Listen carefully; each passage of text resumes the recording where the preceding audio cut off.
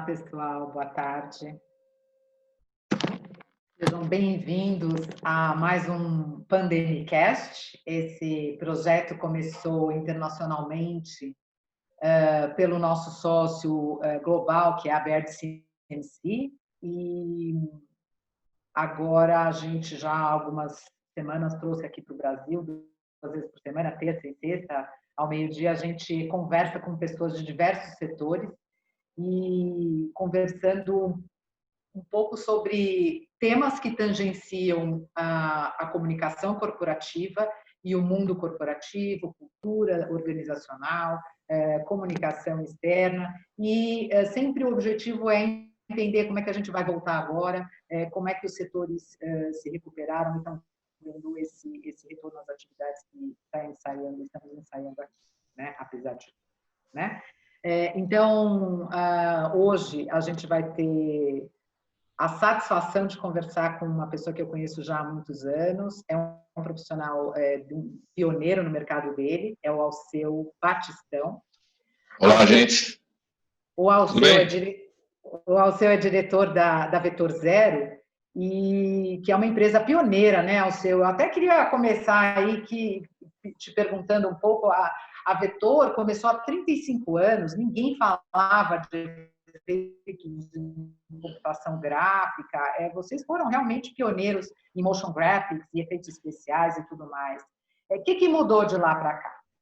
Olha, assim, a mudança foi avassaladora, né? Assim, quando a gente começou, primeiro, nenhum mortal tinha acesso ao que se chamava um computador gráfico, que era um sistema digital capaz de gerar imagens em alta resolução na categoria TV Globo, né? Que era o grande pioneiro, na verdade, foi o pessoal da Globo, né? O Zé Dias e o Hans Donner. E a gente começou muito timidamente com um microcomputador e tal, e fomos evoluindo ao longo dos anos até conseguir entrar nesse mercado, conseguir ter acesso.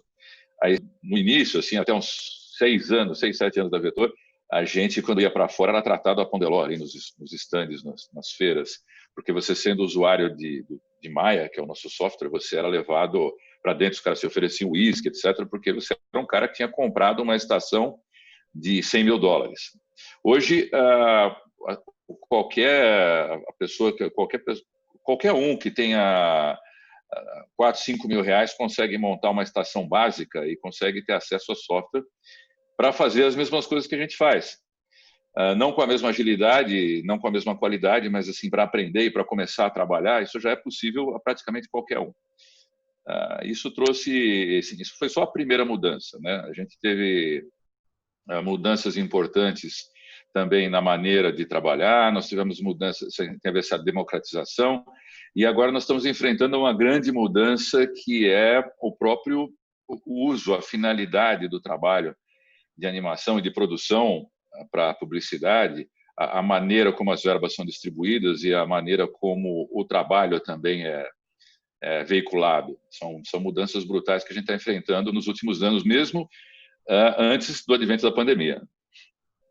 Isso, era exatamente. Quer dizer, eu acho que todo mundo consegue enxergar essa mudança no mercado da publicidade, as próprias agências mudaram muito em termos de estrutura e tudo mais. Isso já vem acontecendo nos últimos anos, né? Sim. Porque as agências também começaram, e aí eu estou nesse mercado também, estou vivendo essa mesma mudança, as agências estão tendo estruturas mais leves, tentando também se dinamizar, se democratizar e criar culturas dentro das próprias agências, culturas mais flexíveis, né?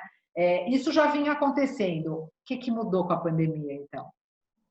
Assim, a gente primeiro enfrentou um baque brutal, que era assim, não temos... de repente, a gente não pode mais trabalhar na empresa, né? E a gente, de repente, também não sabe que tipo de coisa vai ser... que tipo de trabalho vai ser requisitado para nós.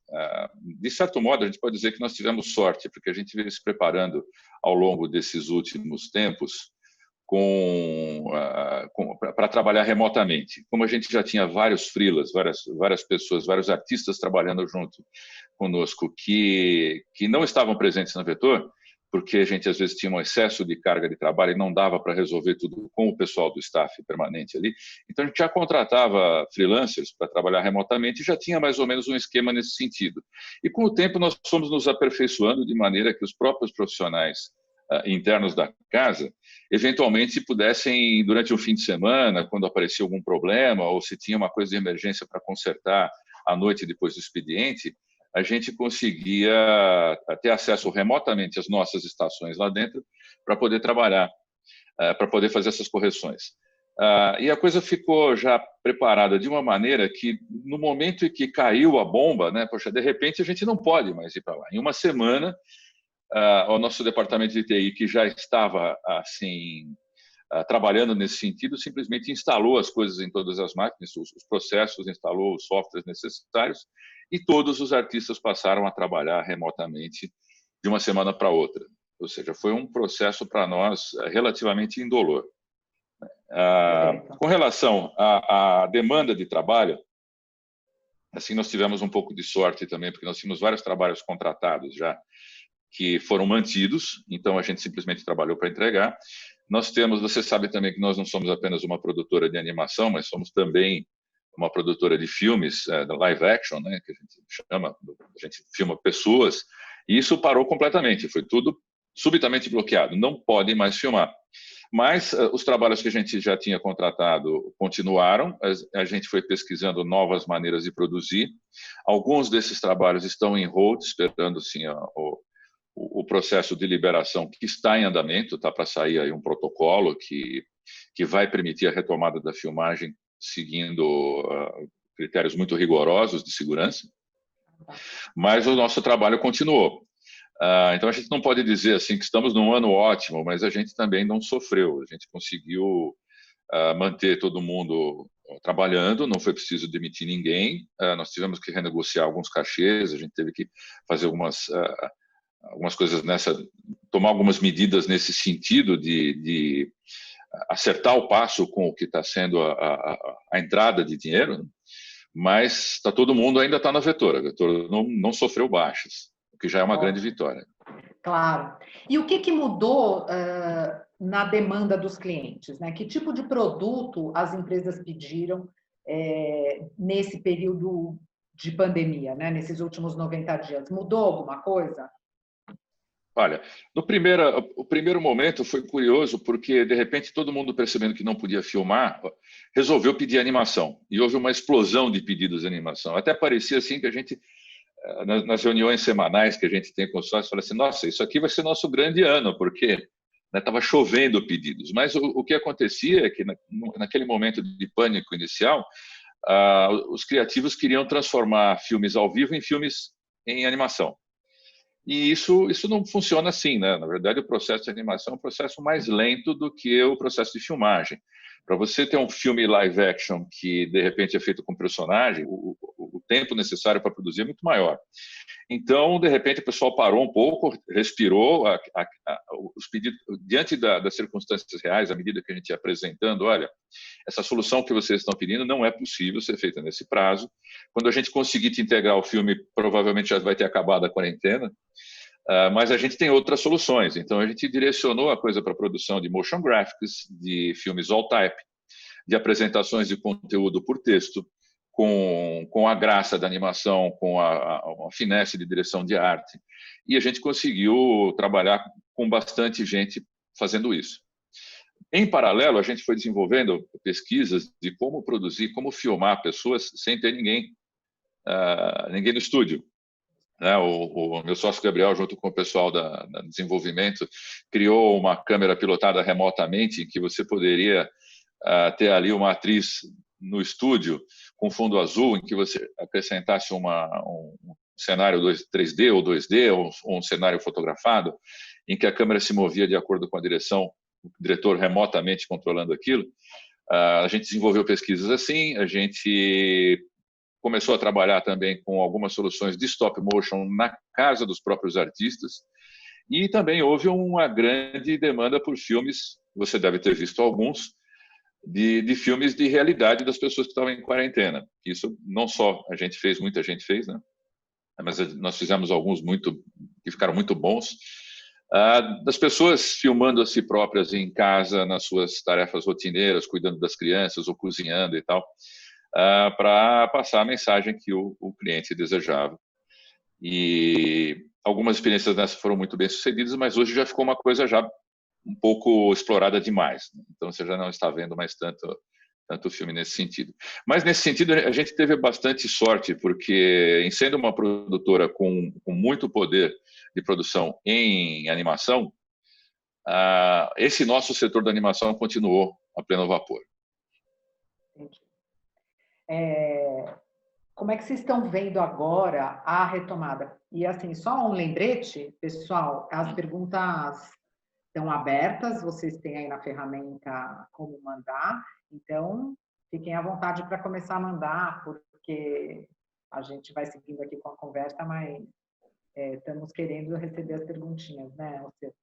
Então, só voltando, queria saber como é que vai ser agora a retomada, né? O que veio nesse jeito de trabalhar que vai ficar e o que é uma coisa circunstancial, quão eficiente é esse jeito de trabalhar, porque por um curto período tudo bem, mas isso é viável nos próximos anos, mudar totalmente o jeito de trabalhar e ser totalmente remoto?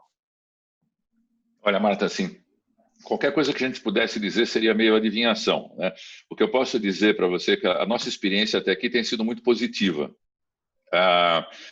Existe uma necessidade de adaptação, porque você deve ter experimentado isso já. Aparentemente, quando você trabalha remoto, não tem mais horário nenhum, né? Você está 24 horas trabalhando, domingo, fim de semana, o pessoal mandando mensagem: olha, o cliente pediu mais isso, o cliente pediu mais aquilo. Parece que é um expediente contínuo, né? Mas a gente, assim, isso obviamente em algum momento vai ter que ser disciplinado, mas a gente tem conseguido os resultados muito bons, surpreendentemente bons.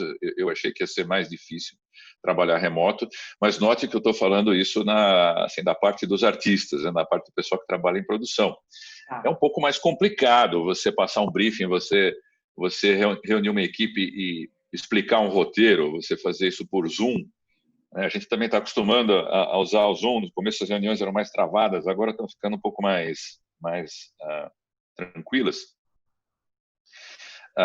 Mas a gente está indo bem. Como que isso vai continuar ainda é um mistério. A gente tem certeza de que alguma coisa vai mudar, porque ficou demonstrado. Assim, a gente já cogitava antes, né? Assim, pô, que tal mandar metade dessas pessoas para casa? Elas não precisam estar aqui, né? Em casa o cara pode trabalhar até mais concentrado. Eu não sei você, eu trabalho quando eu entro realmente num job de produção, que eu tenho que sentar e fazer alguma coisa, eu fico muito mais produtivo aqui do que eu estava na Vetor.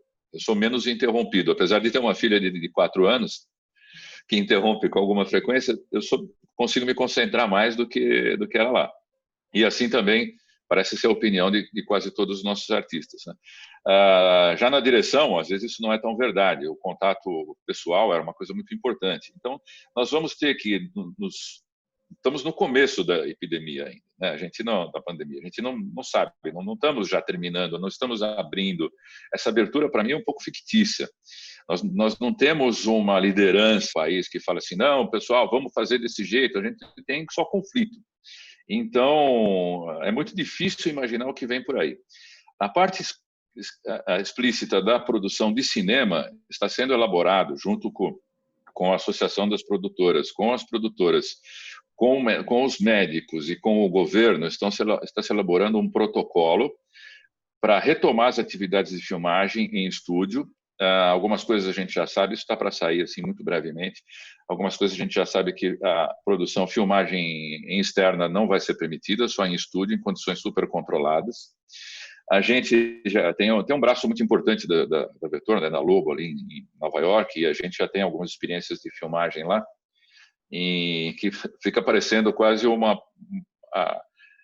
quartinho de produção lá do Walter White no Breaking Bad, né? O pessoal vestido com aquela roupa de astronauta praticamente. Então, esses cuidados todos estão sendo elaborados e a gente pretende retomar em breve. Como que isso vai prosseguir?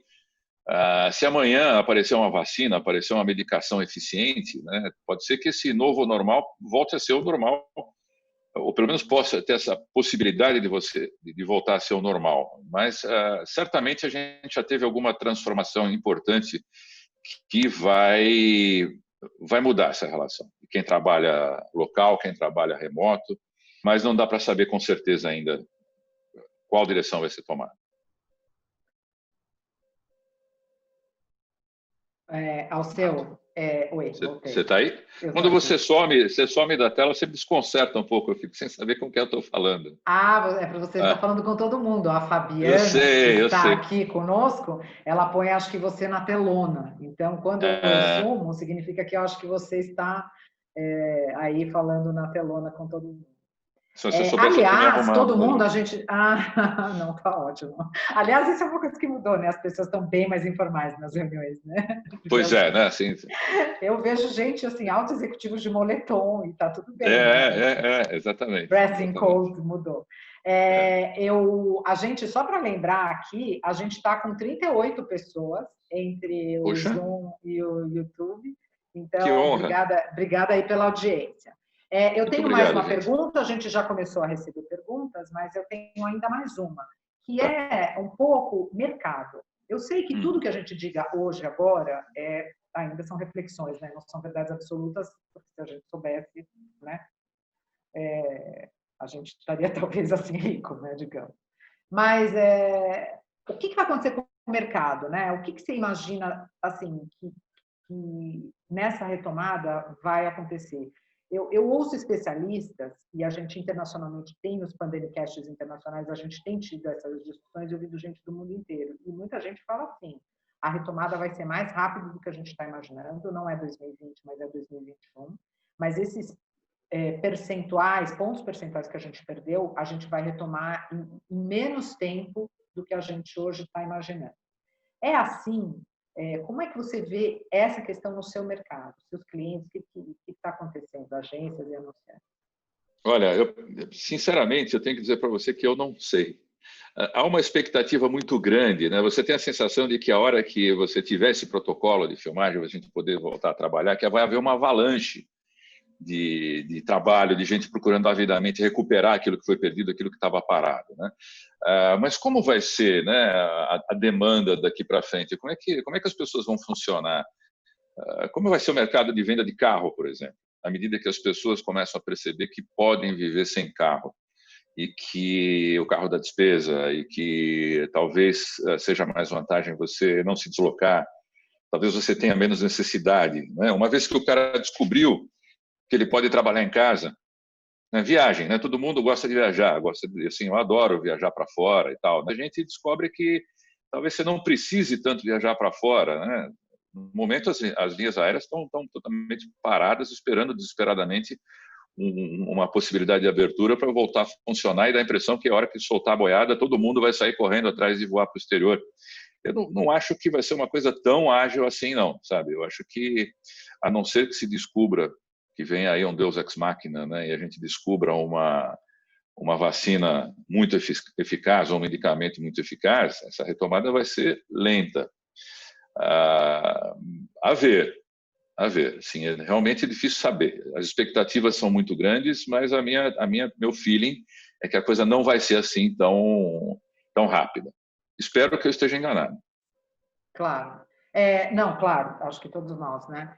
Eu acho que você mencionou algum segmento em particular, que é esse segmento todo de turismo, tá, que foi muito afetado, então eu acho que, claro, esse realmente...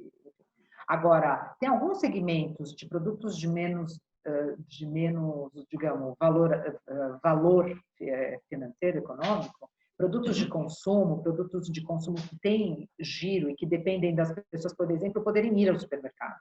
Então, assim, Sim. Você acha que tem diferença entre os setores e você consegue ver isso no seu dia a dia ou ainda não? Sim, olha, eu só posso dizer, assim, eu realmente não sou exatamente um publicitário, eu sou um cara da produção ligado à publicidade, mas eu não sei te dizer, assim, o que você observa é que parece que existe uma grande necessidade das pessoas de sair para fazer compras, o que é uma coisa até um pouco assustadora, né?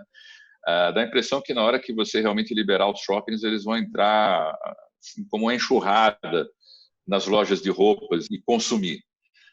Eu acho que isso é uma possibilidade concreta de acontecer para esse tipo de mercado de bens de consumo, né? Supermercado, eu acho que nem tanto, porque a compra online já dá bastante conta disso, né? Mas eu sinto que existe nas pessoas essa necessidade de ir passear no shopping e comprar e tal, que é uma coisa que eu não sei nem se é tão legal, né? Da nossa parte, a gente observando assim o mercado mais próximo da gente, a gente vê que a demanda, assim, um setor que cresceu muito nessa época é o setor de games, especialmente games ligados a mobile. Essa turma está ganhando muito dinheiro. Então, o setor de lazer, por exemplo, que voltado um setor que não depende de você ir fisicamente a algum lugar, é um setor que está crescendo muito nesse momento. Mas vamos ter que observar. Vamos lá. Eu tenho umas perguntas aqui. Ao seu, quais são as principais referências artísticas suas pessoais? Uma curiosidade. A Vetor produziu alguma coisa que já durante a pandemia que esteja no ar nesse momento? Você pode mencionar? Olha, eu vou te contar. A gente tem tanta coisa indo para o ar que fica difícil eu falar uma para você. Eu vou ter que abrir, eu vou ter que dar uma busca aqui para ver o nosso mais recente. Só um minuto. E aí vai comentando suas referências artísticas. Eu posso começar chutando, que eu acho que você tem referência artística em Jornada nas Estrelas. Olha, sim, a minha referência artística começa lá no National Kid, em 1964. Né? Mas, assim, uma referência decisiva para mim, mais uma vez repetindo que eu sou um cara muito mais de produção e de efeitos especiais do que de design e publicidade, embora o trabalho seja publicidade, certamente Guerra nas Estrelas, o Spielberg e o Lucas, acho que são as minhas maiores referências, né, nesse sentido. E claro que Kubrick e Brian De Palma, e principalmente diretores de cinema. Na área de artes, eu gosto mais de ilustradores do que propriamente artistas plásticos, né? Norman Rockwell sendo o cara que encabeça a lista. Eu também gosto muito de pintura hiperrealistas, então eu gosto muito dos trabalhos do Estes. Gosto muito do Magritte. Entre o pessoal do 3D, o pessoal ligado a desenho de produção, Sid Mead foi a minha grande inspiração, que foi o cara que fez o desenho de produção de Alien, Blade Runner e muitos outros filmes nessa categoria. Ele praticamente criou o visual que a gente acostumou a ver a partir dos anos 80 e 90. E só para citar alguns, assim, né? E os trabalhos que estão no ar aí, vê o que você acha aí. Então, peraí, eu tenho, para não falar nenhuma besteira, você me põe aqui. Eu queria mandar as últimas coisas. Espera aí. A gente pode ir passando para a próxima pergunta aqui? Pode, claro. Eu tenho mais uma outra pergunta. Embora os anunciantes tenham mantido os projetos em geral, houve um impacto no montante do investimento? Aqui, olha só, eu vou emendar uma pergunta minha. Os clientes começaram a demandar produções mais baratas? Sim, houve uma tentativa de negociação de trabalhos assim, de trabalhos novos que entrando, o pessoal afirmando, poxa, nós estamos sem caixa, precisamos de alguma coisa mais barata e tal, uma coisa que teve que ser assim bastante negociada. No nosso caso, os trabalhos que estavam contratados, o pessoal manteve, mas a gente ouviu dizer aí no mercado de turma querendo renegociar trabalho que já estava pronto, né? O que criou uma certa assim, indignação da parte das produtoras, mas não foi muito adiante. Mas também houve essa pressão, sim, para renegociar preços e tal.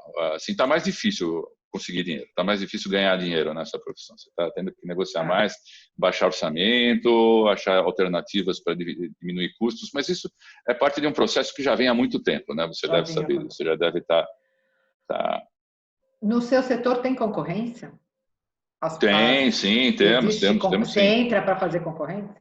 Sim, existe, né? Existe até hoje a concorrência é muito cruel, né? Porque embora a Vetor tenha uma experiência aí de 35 anos com trabalhos consagrados, nós temos diretores assim, só para citar os sócios, né? O Matheus, o Nando e o Gabriel, são os tremendos gênios de produção, de criação, de direção de animação, direção ao vivo.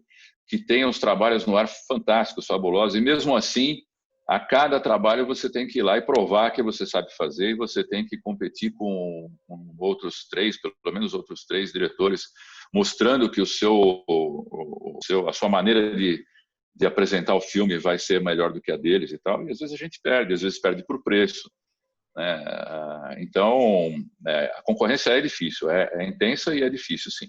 Existe muita gente competente. Eu vou dizer até para você que no começo do século a gente tinha aí um diferencial maior em relação à concorrência.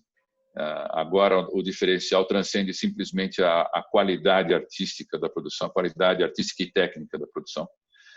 O diferencial tem que ser outro, tem que ser na maneira de atender, tem que ser no que você propõe para o cliente de alternativas ao que ele espera fazer.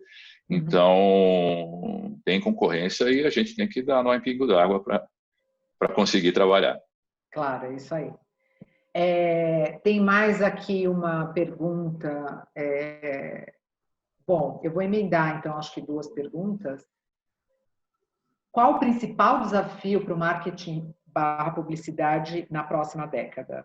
Se é que você consegue sumarizar isso. Poxa, na próxima década? Assim, o desafio, eu acho... A gente aqui gosta de olhar a longo prazo, sabe? Você sabe que eu tô lendo Harry Potter para minha filhinha. Aliás, estou gostando muito, é muito legal. Eu estou pensando na aula de adivinhação, né, que eu estou passando exatamente por esse capítulo. E acho que eu precisava da bola de cristal da professora Sibina. Eu acho que, assim, independente dessa pandemia, de quão rápido a gente vai voltar, o desafio vai ser aquele mesmo que a gente estava observando que vinha de antes, que assim, é a pulverização da mídia. A pulverização da verba, assim, onde a gente vai atuar, de que jeito, qual a forma de trabalhar, para quem. Isso tudo já vinha sendo revisto, né? Então, eu imagino que a gente vai apreciar, e outra, a gente não sabe ainda que tipo de tecnologia nós vamos ver chegando aí na nossa frente. Certamente, no nosso dia a dia do trabalho, por exemplo, existe uma grande expectativa da gente começar a trabalhar em real time, com esses engines que servem a games, que são... Deixa eu explicar rapidamente, gente. O nosso processo de trabalho sempre foi assim: você faz a animação, prepara, anima, coloca as luzes e tal, e o computador faz aquilo que se chama render, que é um processo muito demorado, que geralmente leva 1 hora, 2 horas para cada fotograma, cada frame da animação. E existe agora todo um movimento tecnológico de você ir para o real time, quer dizer, você não tem mais essa espera pelo render, você prepara, anima, e a cena está acontecendo em tempo real ali, como acontece no meme. Isso aí vem ameaçando invadir a nossa produção, e isso aí vai mudar totalmente a nossa maneira de trabalhar.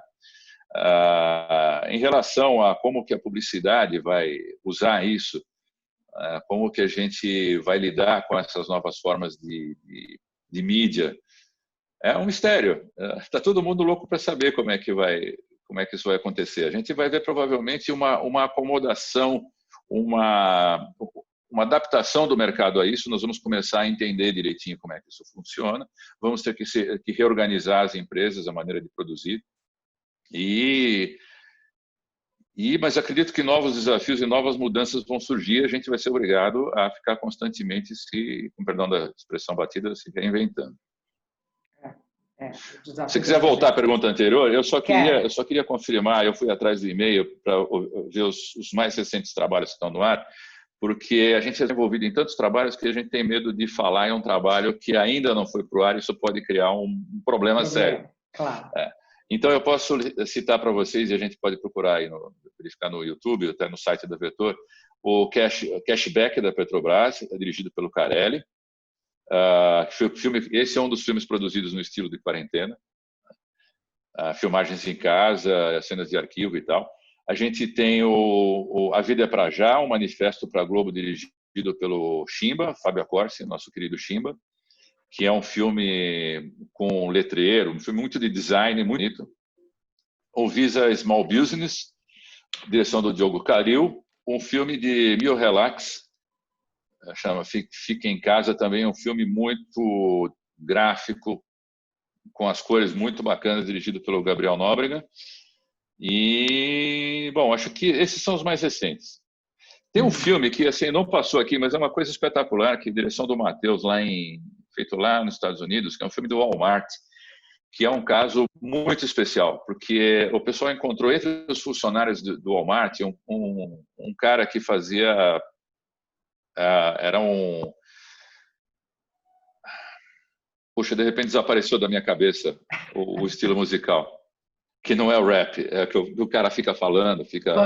Funk? Não. Não é Não, não funk, é. tem um nome específico que sempre desaparece toda vez que eu tento lembrar desse. Mas o cara era um gênio disso daí e o pessoal fez um filme que é o cara andando pelos corredores vazios do Walmart, ele com um pau de selfie se filmando e falando, dando o texto que ele mesmo escreveu. Eu quero ver se eu consigo isso e passo para você se você tiver onde publicar. E foi feito, e por cima disso, uma interferência gráfica de desenho, de animação por cima, assim, que ficou um filme espetacular e é um case notável de uma alternativa para se produzir no meio dessa crise aí. Mas é uma coisa que não passou aqui. Então tem esse que eu posso mandar essa lista para você depois por e-mail. Manda sim, eu compartilho com o pessoal, eu sei quem são as pessoas que estão perguntando. Alceu, você sabe que a gente está conversando há quase 40 minutos, estamos chegando no nosso final. Foi um enorme prazer. Eu queria te passar essa última pergunta e daí eu queria que você, ao responder, também fizesse seus comentários finais e seus despedidas. Essa última pergunta que a gente tem é de uma colega nossa, e ela pergunta para você assim, olha, eu observo que no começo houve muito estranhamento com o fato da gente ter que ficar em casa e no home office. Passado esse tempo, eu percebo que a gente não só se acostumou, como parece ser estranho sair de casa. Assustador quanto somos adaptáveis, né? Para onde é que Exatamente. A gente vai? Você quer comentar e daí já... Olha, acho que esse é o cerne de toda essa conversa que a gente está tendo, né? Eu não sei para onde a gente vai, mas eu estou gostando muito de ficar em casa. Eu já me sinto perfeitamente adaptado. Assim, a maneira como você pode entrar e sair do trabalho rapidamente, acho muito gostoso. Eu acho muito gostoso estar perto da família. Por outro lado, se eu fosse um cara que mora sozinho em casa, como eu era há 10 anos atrás, eu não sei se eu ia estar gostando do mesmo jeito, não. Possivelmente eu ia estar muito, muito com vontade de sair e voltar ao convívio, né? Assim como tem alguns amigos que são solitários, né? No bom sentido, né? Mas que vivem sozinhos, que realmente estão mais ressentidos. Então, eu acho que assim está sendo muito bom para uns e não tão bom para outros. Mas assim, o fato da gente descobrir que pode se adaptar a isso e que é legal e que a gente consegue funcionar é a força revolucionária que vai definir o andamento de todas as relações aí nessa próxima década. E eu acho que não vai ter muita volta. Alguma coisa vai ficar disso aí. Espero que para bem de todo mundo. Alceu, muito obrigada pela sua presença aqui, pela foi muita honra. Eu é que agradeço, Martinha. Estamos à disposição. Obrigada mesmo, sucesso para todos, né? Pessoal, muito obrigada aí pela audiência, a gente teve uma audiência fiel, está todo mundo com a gente até agora. Eu estou agora, nesse momento, estou sem o número no YouTube, mas a gente, como vocês sabem, está aqui toda terça e sexta, a meio-dia. Na próxima sexta, excepcionalmente, a gente não vai estar, porque a gente vai estar gravando um programa internacional com várias pessoas do mundo inteiro, comentando exatamente isso, qual é a tendência, o impacto nos negócios que, de fato, veio para ficar. E a gente vai editar isso e botar os subtitles e na semana que vem a gente publica. Então, sigam, por favor, aí a página da Fundamento RP para acompanhar os próximos programas. Obrigada e uma ótima tarde para todo mundo. Até mais. Tchau, tchau.